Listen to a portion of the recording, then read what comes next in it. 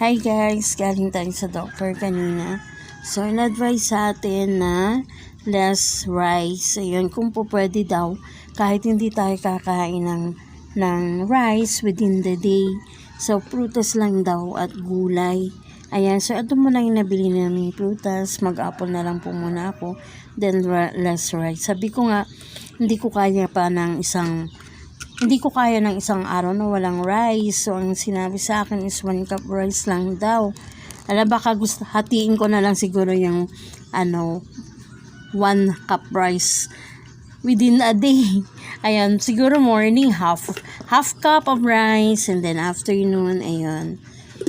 Siguro para makakain tayo kasi magiging complicated yung ating sakit kung hindi natin ililes ang rice and sugar. So, more on fruits muna daw tayo.